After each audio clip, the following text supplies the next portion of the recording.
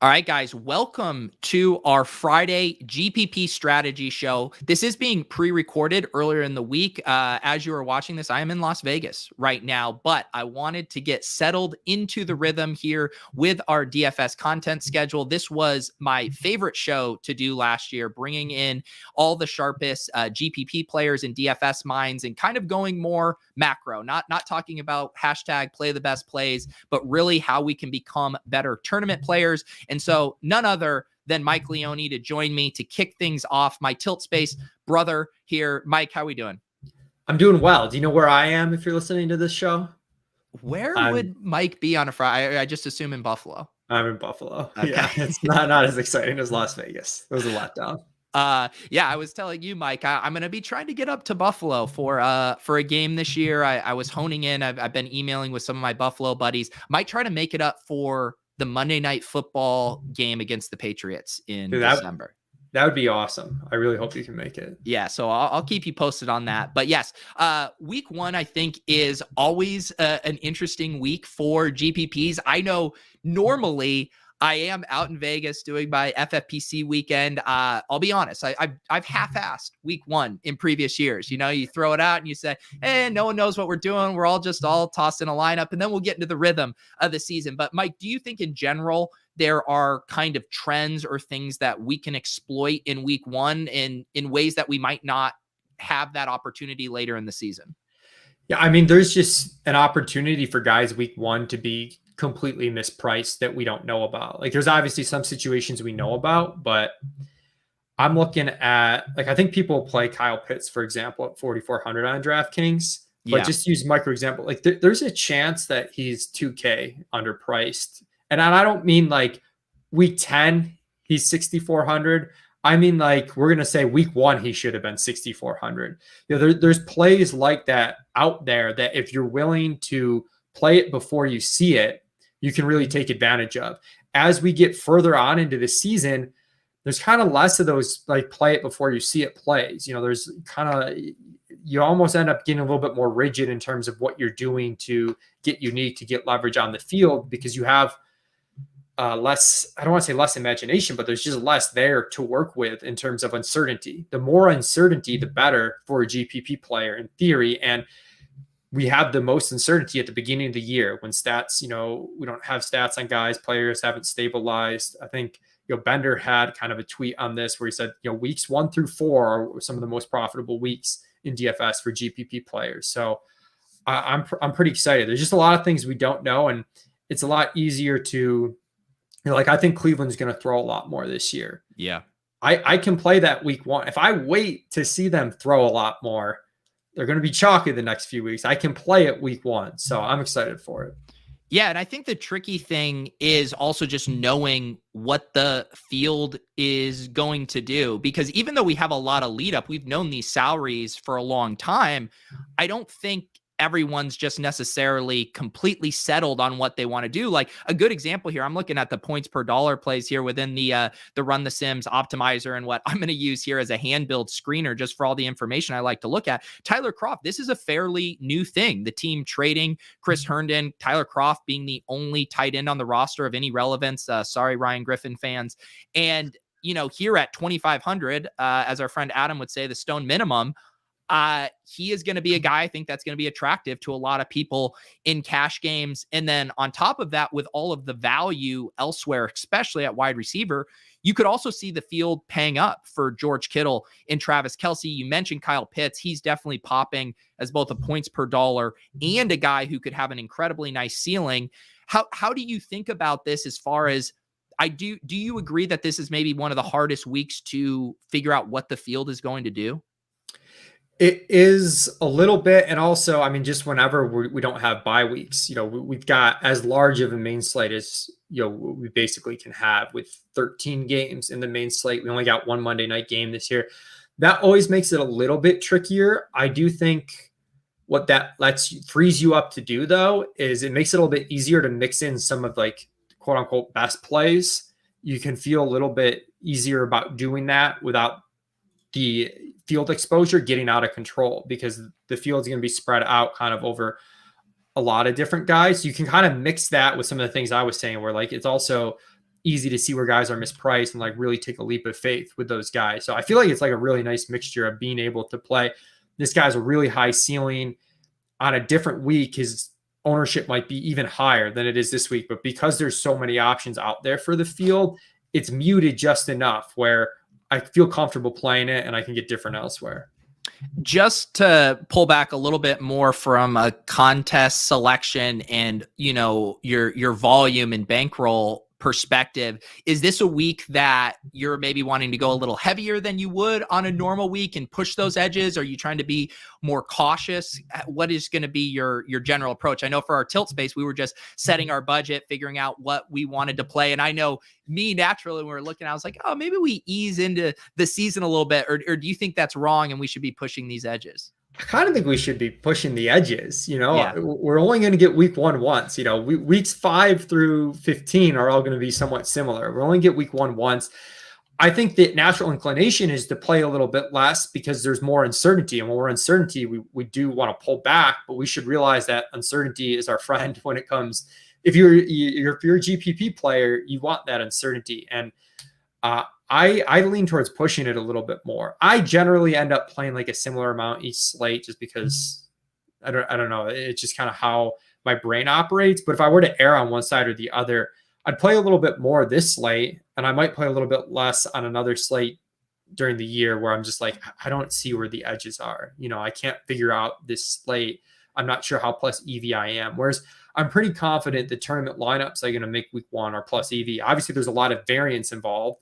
And the odds of me realizing my true EV in a single week of DFS aren't very high, but you know, over time you want to get your money in when it's good. And I think it's better week 1 than it is most other weeks. Right. And it makes sense if you think about it conceptually. Generally, as we go along, the chalk in the field is going to get smarter. The chalk exists for a reason. We have lots of reasons, whether that's sample size or, you know, our projections, or basically our error bands get smaller and smaller as we get more information. Whereas we're going to have similar concentration of, you know, ownership here around plays because that's just naturally what happens, whether because of content or, you know, general projections driving us there. But there's going to be the most variance in those projections. So if anything, this sets up as a week to be more contrarian than you normally would, just because we don't have the baseline assumptions that inform good chalk as much as we'll have later in the season. Yeah, that's 100% correct. And there's already situations I can see week 1 where, you know, projections, like we have our projections established wrong. We put a ton of time into them and I think they're very good, but there are some situations where the projections are only as good as, you know, the input that you give it. And there are situations where it's difficult week 1. You know, you look at the Saints, they're without Michael Thomas, they're without Adam Troutman, they're without some guys. There's a lot of stuff going on there. You look at the Jaguars, you know, are they going to play faster this year with Urban Meyer? A lot of people are going to play faster, and they've got 3 wide receivers in a cake matchup against Houston that you could play. And one of them is going to be chalky, probably Marvin Jones, just because he's the cheapest of the 3. But, you know, what if instead of balancing out the target shares of Marvin Jones, Laviska Shenault, and DJ Chark, what if you think Viska's a 25% target share guy? He's actually the play then. In a tournament. I had to throw that in there, a pro Viscous sentiment on this show for you, so I don't always get to be the no fun guy. But there are, you know, and at running back for Jacksonville too, like, do you think Carlos Hyde is going to split with James Robinson, or do you think it's going to be heavy James Robinson?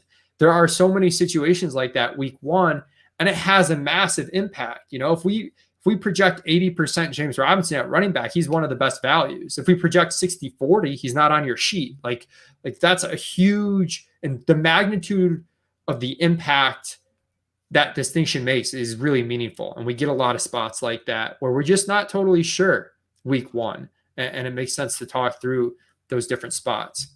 Yeah, I do think the Jags are really an interesting one to look at. And as you were kind of saying that, I also thinking through like a lot of these sentiments that have formed in the preseason, and we've seen those reflected in, say, best ball ADP. You know, Marvin Jones is a good one. He had that really nice catch with Lawrence, lots of positivity coming out of Jags camp about Marvin Jones. Now, all of a sudden, he's 3,600 because this pricing came out a long time ago, and you have all that steam and positive buzz.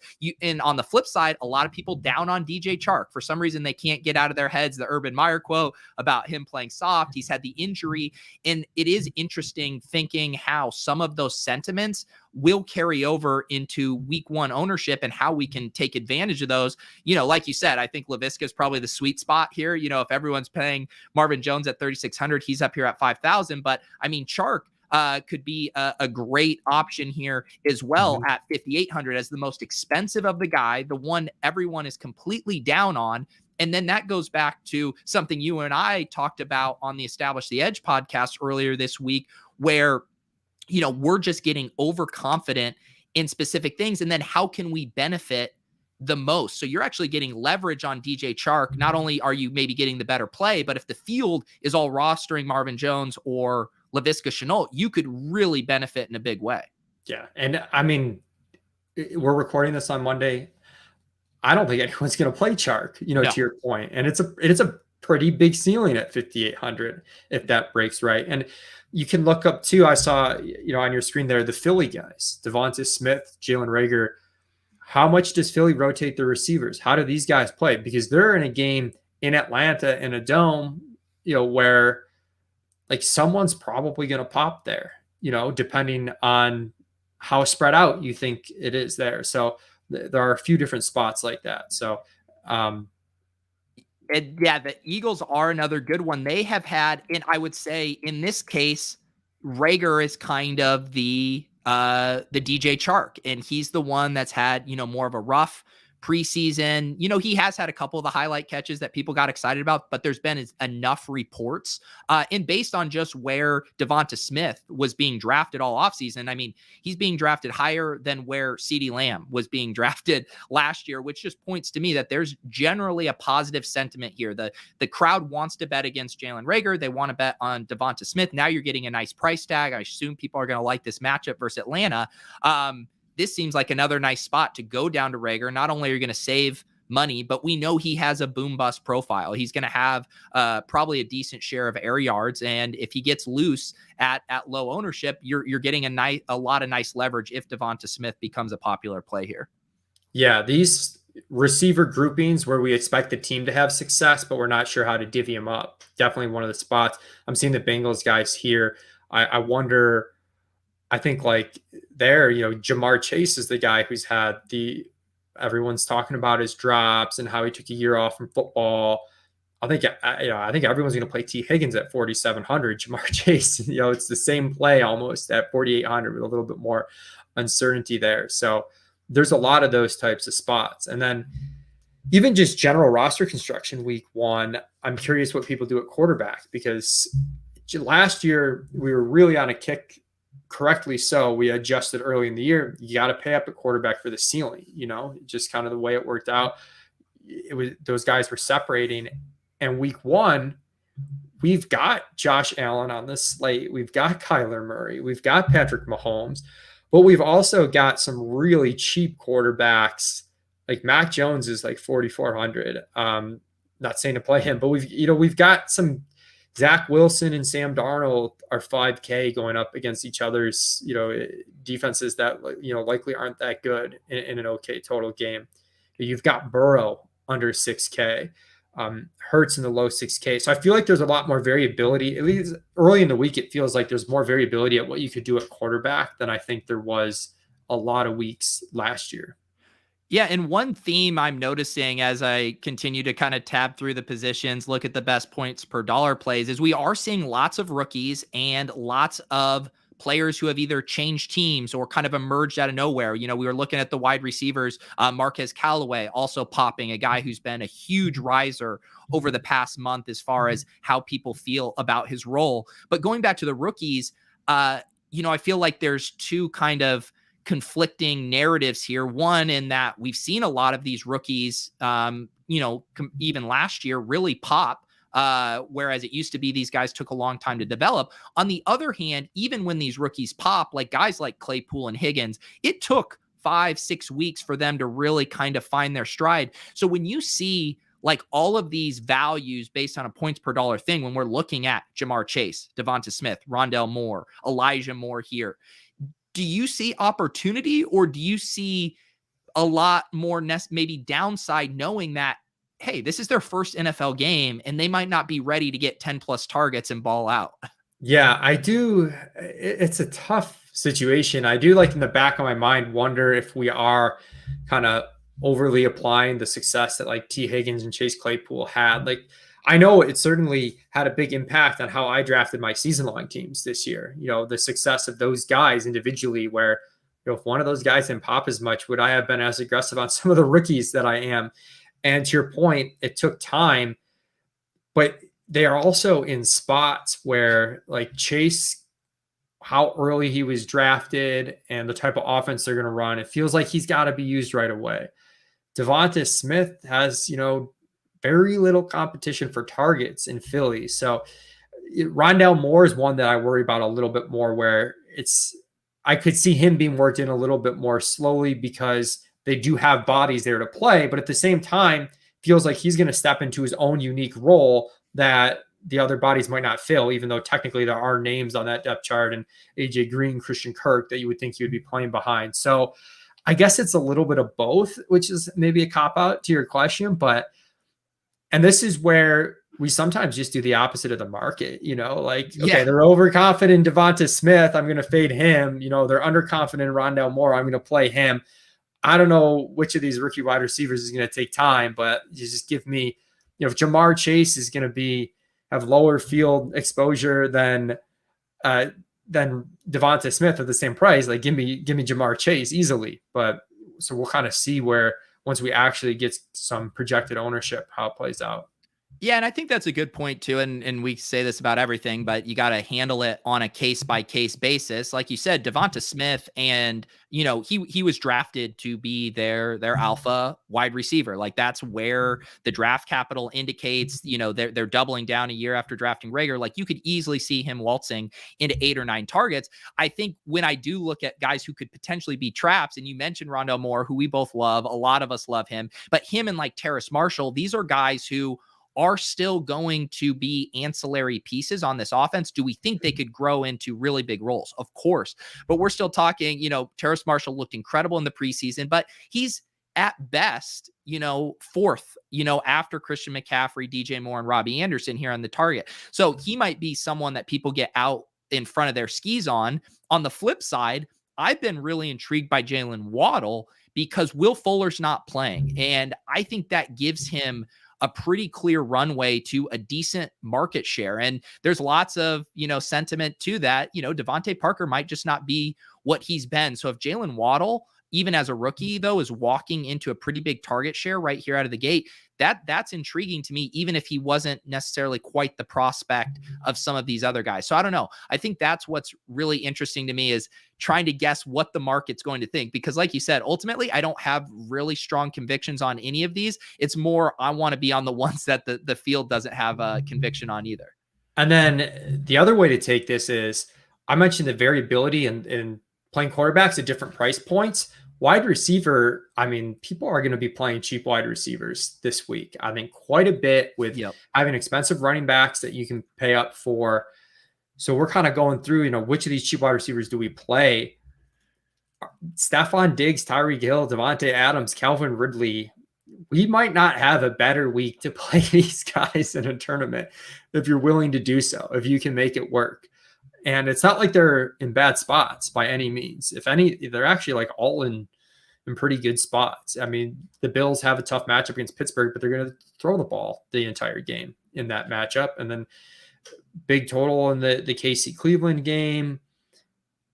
And really the matchup just doesn't matter that much for these guys because of their target shares and their talent and the offenses that they run in. And I don't think, you're running some base optimal lineups right now. I'm assuming it's going to be all cheap wide receivers.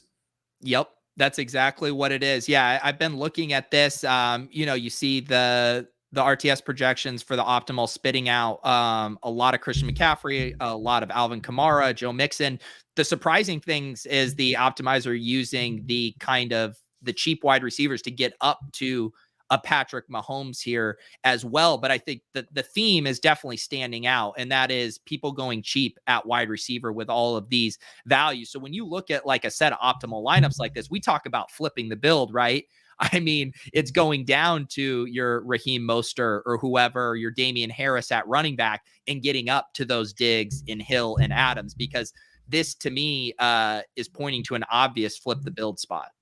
Yeah, and it's easier said than done when you're clicking a lineup and you're not playing, 9,500 Christian McCaffrey, right? So it's easier said than done, but it's about as simple as it gets as far as flipping the build this week. I don't think a lot of things might change as far as who the individual plays are most popular, but I don't think that's going to change. I think if you're willing to, and this is where too, if you start a roster with like what you think is blindly a really good leverage point, it forces you to be uncomfortable and make good decisions. And that's where you start a roster with Davante Adams. You put him in and you make it work as good as you can. And that's why I like to build rosters sometimes starting with what's the best leverage point. Because if I'm building it more holistically, like at one time, I'm probably going to get to a point where I'm like, oh boy, I can't play Davante Adams. I got to get Christian McCaffrey in there. It's a little bit easier for me to say, okay, Davante Adams is the best leverage.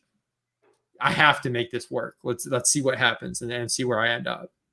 Yeah, I just did. I just locked him into the lineups here and just ran it just to see how it's kind of flipping things from there. And basically, it's still having jam. It basically sacrificed on flex. It seemed like instead of getting in the 3 high-priced running backs, now you're going down to adding in another Marquez Callaway as kind of your 4th wide receiver, but still finding ways. You look at some of these lineups, it's hilarious. I mean, people are going to be able to play Mahomes, Mixon, McCaffrey, and Davante Adams if you're willing to go cheap at those other spots. And I do think, again, also, whether you're flipping the build or not, studs and duds is probably going to be extremely popular this week. Yeah, and you probably should have some combination of studs and duds. Like, I don't know if I'd flip the build and build a completely balanced lineup, just because on a different week, if it was studs and duds, like week 6, I might feel differently because the duds we're using might lack legitimate ceiling.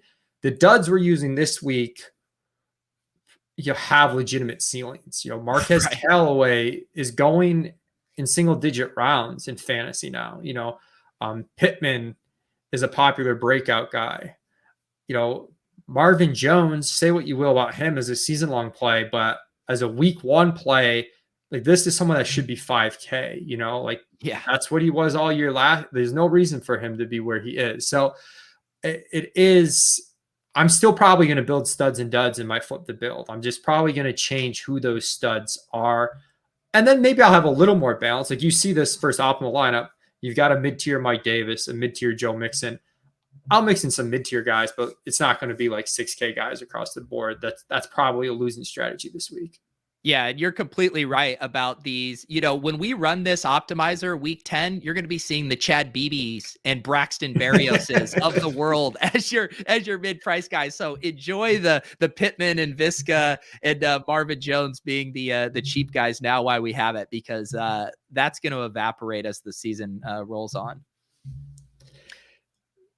Let's see here. So as far as, other things to take advantage of, what do you, I know Adam, he does a lot of his ownership by feel. What kind of things are you looking for this week as far as to really see where the field is concentrated? Is this just something where we're just kind of keeping our fingers on the pulse, the water cooler, who people are talking about on Twitter and helping us get there? Or is there more of a math-based way to help us crack this? Yeah, for large field tournaments, we've changed kind of how we're doing our ownership projections at ETR, where we have like kind of an algorithmic way to capture the market sentiment and give a really good base. And then Adam swoops in with having the knowledge that he's done this for years and years and that experience and tailors it. So a lot of what we're doing is, a really good combination of quantitative and qualitative, and then the ownership projections are going to be the same way this year. So I think that's going to help.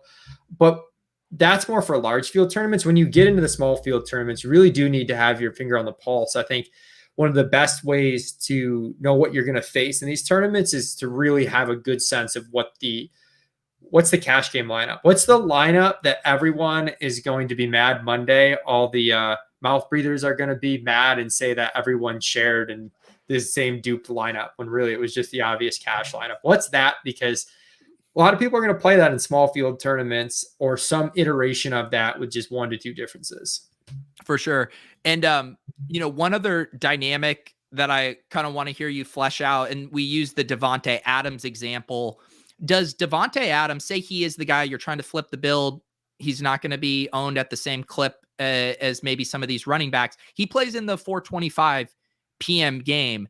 Now, if he's one of the guys you're taking a big stand on and using a lot of your salary cap, I'm guessing you would probably prefer that he was in the 1 p.m. so you had that information early. Is that a dynamic you'll consider? If you think, say, Diggs, Hill, and Adams are all kind of similar in that regard, would you maybe lean towards Diggs as your guy, knowing you would get that information earlier? I don't know for this week specifically because I haven't looked at the start times of the games yet, and I'm looking, and I think a good chunk of the chalk's already going to be there early. So it might be a situation where, like, I don't know how many options you're going to have late to pivot. Like the late games look like they're not going to be that chalky to me, with the exception of Callaway, I guess. So yeah. I guess it might be helpful to know on Callaway. Like ideally, I'd have more of like a 2v2 thing where I wouldn't have to just pivot off Callaway to another cheap receiver. So you get Callaway and Waddle late. I don't know. So yeah, I generally think more information earlier is better, to answer your question generally, or important information earlier is better. And to know that I have that edge on the field. But it does seem to be at first glance a little bit tricky to like actually apply that this week with McCaffrey going early, with Dalvin Cook going. I'm an idiot. Kamara is going to be super chalky late. So in some ways, if you have Adams in the flex, you can kind of choose Adams or Kamara. Is an interesting, and that could be like a huge disparity in points. Like that could be a 20-point either direction difference in outcome. Yep. And that's obviously something we want to keep in mind with these lineups too, having that that flexibility, using the flex there to be able to make those pivots, knowing you can let a lineup ride versus needing to get more contrarian. Looking at that Green Bay New Orleans game, we mentioned Callaway earlier, we mentioned Davante Adams. It made me think back to one thing that I don't know if it's I was using it too much as a crutch or if it is optimal. But a lot of my hand building last year would take the form of, figure out what kind of decision point or leverage point I wanted to do. But then from there, getting my double stack with a bring back. We talked a lot last year about the running back wide receiver correlation, the running back tight end, the mini correlations within other games, a Callaway and a Davante Adams. I'm curious now with an off season kind of thinking through that. I know you guys have gone through a lot of the data over on ETR as well. Should we be prioritizing these mini correlations? Is it just a bonus? Am I using it too much as a crutch if I'm always trying to get one of those secondary correlations in there? It's, Ben Gretsch, our friend who has his Substack, bengretsch.substack.com, had a really good article in his newsletter recently. He talked about tacit knowledge, where you kind of go through, and if you're talking to someone and they give you a list of like 20 caveats, it doesn't mean that they're hedging. It actually just means that they like have this good experience and this knowledge. And they kind of understand the nuances of all the situations. And that's kind of how I feel like, when you ask me that question, it's tough to give one answer that's applicable across the board. I guess in general, if you're not sacrificing much in terms of projection or ceiling, you should correlate that every time. These players on opposing sides of the game, they have a positive correlation. That's not something you're making up to make yourself feel better about making the plays. That's something that exists and is very real and factual. When you start to stretch it and you start to sacrifice projected points to do it, that's when you have to think about it a little bit more thoroughly. I do think something that's interesting in that game is the idea of a game stack without the quarterback, is something that people can do, and something that we did last year, where you couldn't play some of these expensive game stacks with the quarterback because the quarterbacks were also expensive. So this is a good example of where you could play Adams, Kamara, Callaway. That I don't know if Kamara and Callaway gets too chalky, but you could do that without a quarterback. We don't have rushing quarterbacks on either side, and we think we're going to get some pretty concentrated distribution of fantasy points on the players in this game on both sides. So you can stack without the quarterback. I think that is something that works. And again, if we're in small field, we're trying to reduce the amount of things we have to get right. So then you have a stack with the quarterback that you do play, and all of a sudden you've got kind of like two stacks, and you're just kind of hoping these two things go right. And if those two things go right, you're going to end up pretty happy. Yeah, and I think that's a good point too, because everyone, I'm still in obviously best ball mode here, but everyone gets upset when they get their CeeDee Lamb and Michael Gallup, and then someone takes Dak from them. But it's not the end of the world, because you're still making a macro correlation bet on this offense being very good, or in the same way that you could roll out two of those receivers, like you said, without the quarterback. You're still identifying a game in a macro environment that you think is going to be beneficial, even if you're not getting the micro correlation of every time a QB throws to a wide receiver, they're both getting those points. So obviously we want to prioritize those, but in those secondary correlations, you can only start one quarterback. And so just, again, eliminating the things we have to get right and identifying a few of these game environments we like, I think is something I want to continue to prioritize. And it does help eliminate decisions. I'm not having to hit a 9-leg parlay. I'm honing in on a few different things, and it makes lineup building a lot easier. When we have infinite amount of possibilities, it feels overwhelming to hit that parlay. Yeah, I mean, it's just impossible to be perfect across the board. So the mini correlations, the game stacks, like anything you can add in. And we see it all the time in games. When it goes right, we really see it. I think sometimes it's frustrating when you do a mini correlation and it goes wrong. Like I had one last year where I hit Deebo Samuel at like 1% owned coming back from injury, huge game against the Rams. And then Cooper Kupp, I brought it back with, did nothing. And you're just like, why did I force that mini correlation?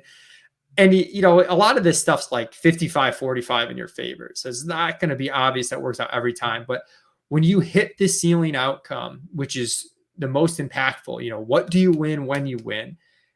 You see like these games that just get sped up, right? The game gets sped up, the number of plays on each team, or just like how condensed the offenses are, or one offense has to throw to catch up. And when you see that correlation really play out, and it's like, wow, this was a lot easier than trying to handpick exactly who was going to hit their ceiling outcome each week. It was just kind of, even though I didn't stack this whole game, like just the environment broke in a way where like both these guys were going to hit. And that happens enough of the time to make the correlations worth it. Yep, for sure. And I think too, like you said, you mentioned the tacit stuff and understanding the differences, because I think you can be intuitive when how you think about that. If you are saying, okay, I'm playing Christian McCaffrey, I'm eating that chalk, I'm expecting Christian McCaffrey to put up 35-40 points at this price tag. Well, maybe I want a Jets bring back, because if McCaffrey is putting up that many points, it's going to force the Jets to score. So I think just thinking intuitively about those correlations really helps crystallize why they make sense. Sure, could you hit on Zach Pascal as the random wide receiver in the other game because Seattle's leading? Of course you could. But it's far more likely, if you're already making a bet that McCaffrey's going to go nuclear, that you can kind of hone in on that game to get your, cheap wide receiver or whatever. Yeah, and I think too, when doing these game stacks, like understanding the salaries used is really important.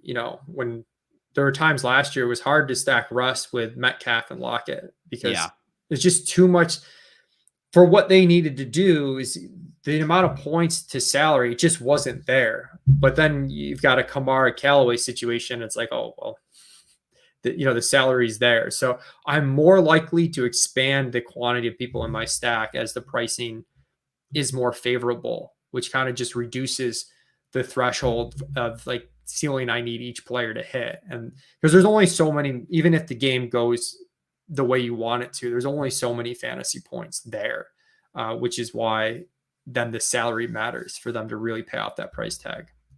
Yeah, one final thing I wanted to ask you about as we wrap up here would be some maybe not so obvious correlations. I mean, the one that came to mind last year that was really interesting to me is how Derrick Henry was often positively correlated with AJ Brown and Tannehill. That when that offense rolled, all of them rolled, which is, it's not an intuitive thing because you always assume anytime Derrick Henry is scoring a touchdown, AJ Brown and Tannehill aren't scoring points, and that would be something we'd want to shy away from. Are there any kind of weird correlations or stuff that you're thinking about or making sure not to completely ignore? I guess this maybe goes back to the playing a stack without the quarterback. But like, I think like Cincinnati, for example, I think if they hit, they're just going to throw a ton. So I'm not really worried about Boyd stealing target share from T Higgins, or like I could use two of those three guys without Burrow, just in the hopes that you can get there so much on quantity. And like, you think through the way guys can hit their ceiling, one guy can go Boyd can go 8 for 100 in that slot roll, right? And then we maybe get 580 and 1 out of T Higgins. So that, I guess that one's not super weird, but like, that's an example of just kind of thinking through like the way the players earn their points and the way the offenses can potentially provide those opportunities. Like, does it make sense that it can happen at the same time? And again, we're probably, if we're playing smaller field, we're not thinking, 99th percentile outcomes. We're thinking more like, how do these guys hit like their 80th to 90th percentile outcomes in the same game? So that's one that comes to my mind. I know there's others, but I'm struggling to think of it off the top of my head. And that makes sense. Like, and you could definitely see scenarios where, say, you play Boyd and Chase without Burrow, and then you pay up an extra $700 to play Jalen Hurts. And then you're single stacking Jalen Hurts because he could legitimately rush for 100 yards in this game and access a ceiling that Burrow couldn't, even if Boyd and Chase pay off. Yeah, and really, like, just any offense that's condensed, like, those guys are all going to benefit if the game gets sped up, if they throw a lot, if the team scores a lot. Any offense that's condensed, maybe worry a little bit less about the positions that the players play, and just know these opportunities are going to 3 players and 3 players only. So if the total pie of opportunities increases, it's still only going to those 3 guys. Like, they're all benefiting from the same game environment. Whereas there might be some other options where there's only so many TDs to go around. And this guy's going to make his way on. These guys both make their ways on efficiency and TDs. Like, you might not want to play those guys together as frequently. Or, if an offense is more spread out, we might hit that increased game environment, and one guy might be left out in the cold just because his target share, will completely pivot off somebody else's. So really, honing in on these condensed offenses when you're playing multiple players from the same team. Awesome. Well, excellent stuff. I'm very excited to go and build some lineups now. We're finally transitioning to DFS here. Absolutely can't wait. Mike, of course, over at ETR, the man behind all of the great projections over there. Also behind one of my favorite shows to watch each week, Establish the Million with Dinkmeyer. I feel like they have always such a good grasp on how to handle a slate and kind of those big hinge points that we want to be focusing on. Mike, other than our Tilt Space show that is going to be Sunday nights over on the Establish the Run YouTube channel, anything else you'd like to plug here? Yeah, in addition to the Establish a Million show with Dink on Saturday mornings, do Wake and Rake with Andrew Wiggins on Sunday mornings, which is a good show to kind of get last minute news. Where's the market going? So that's a good last minute show to watch. And Dink and I are also going to do a second show this year on Monday evenings, kind of reviewing the past week and what we thought, what takeaways can we take from how the field was playing and what worked, what didn't work, a little bit more macro strategy. And I think that's good because it's always a good, sometimes it's hard to evaluate what happened the past week because it's a quick turnaround. You're moving over to the next week. So we're going to try and do that on Monday evenings before we flip to the next week. Awesome. And just so everyone knows here, on a little bit of a weird schedule this week, just because I am traveling. But like I mentioned earlier here, I will be settling into a regular schedule here. We'll have the Friday GPP strategy show. We'll have the Monday morning lineup reviews. We'll have showdown crams on Monday and Thursday nights. And then a Sunday morning before lock show. You guys can join me around 10:15 or 10:30. I'll give you kind of my final thoughts as well on how I'm feeling about my lineups. And of course, shout out to Run the Sims, our presenting sponsor here. You can get 10% off on any of their packages. The full preseason bundle or season bundle gets you access to the optimizer, all of the sports betting tools, and a bankroll tracker. If you guys have questions about that, feel free to hit me up.